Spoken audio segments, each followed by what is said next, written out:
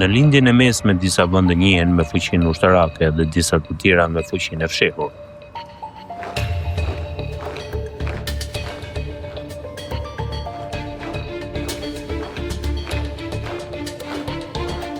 Emiratet prej vitesh janë përpjekur ta përkufizojnë veten në kategorinë e dytë. Jo në vijën e parë të luftrave, por në prapaskenën e tyre.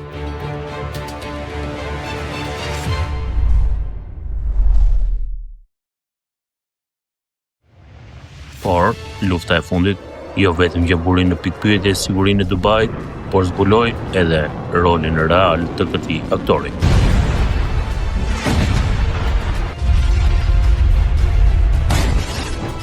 Emiratet e paraqesin veten si një vend që qëndron larg tensioneve, një vend ekonomik neutral. How can the UAE maintain its position as a global economic hub while deepening its own integration into BRICS and these other economic blocs? Por, në të njëjtën kohë, gjurmët e tij shihen në disa kriza rajonale, që nuk është vetëm një kontradikt, por është edhe një strategji. Në literaturën politike, disa shtete përpiqen të luajnë njëkohësisht rolin e ndërmjetësit dhe aktorit. Luajtja marrëdhënie me të gjitha palët, ndërkohë që ndikojnë në mënyrë të fshehtë në terren. Emiratet, pas marrëveshjes Abraham, u bën një nga partnerët më të afërt rajonal të Izraelit. Bashkëpunime që nuk ishin vetëm ekonomike, por morën edhe dimensione sigurie dhe informative. A new agreement and a new cooperation between Abu Dhabi and Jerusalem, this time in the field of innovation, of cybersecurity and deep tech, that the United Arab Emirates and Israel are working together. Në pamje, paqe dhe zhvillim. Në thelb, rishkruajtje e balancës së fuqisë rajonale. Por kjo nuk është vetëm një front. Në një front tjetër, emri i Emirateve dëgjohet pra një lufte që shihet më pak. Një luftë në Afrikë.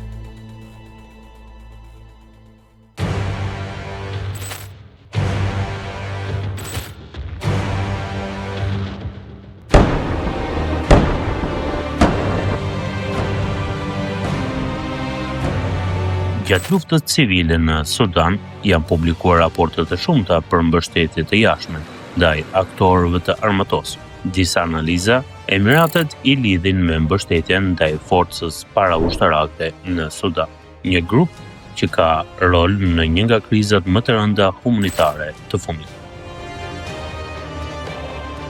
There are outside powers that don't want it to end. One of the most active is the UAE, a country over 1,000 kilometers away. So why is a distant Gulf state so invested in keeping Sudan burning? Këtu formohet modeli. Në çdo krizë, Emiratet jo në vijën e parë, por në shtresën e dytë janë të pranishme. Jo aq të dukshme sa të paguajnë kosto, dhe jo aq larg sa ta jenë pa ndikim.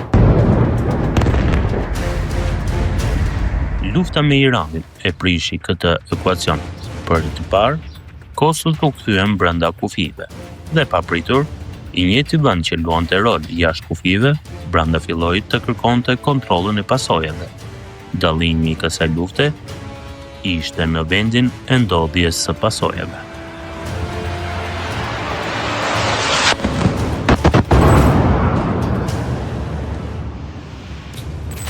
Për herë të parë, shenja pasigurie u pan drejt për drejt brenda Emirateve.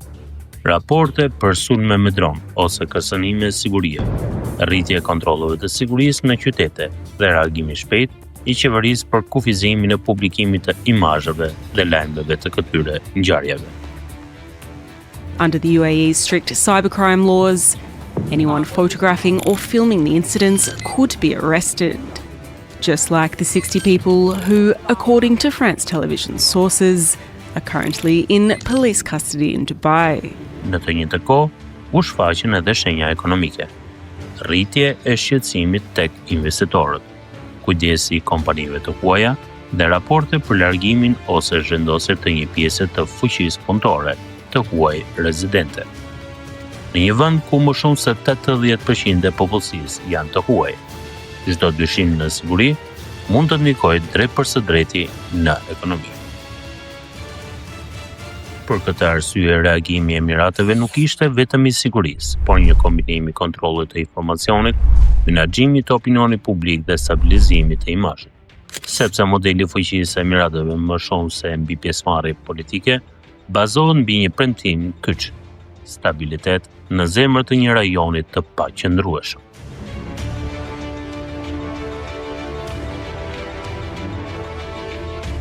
Kur ky premtim vjet në pikpyetje, ndodh vetëm një incident sigurie, por e gjithë arkitektura ekonomike dhe politike e atij vendi vjet në rrezik lëkundje.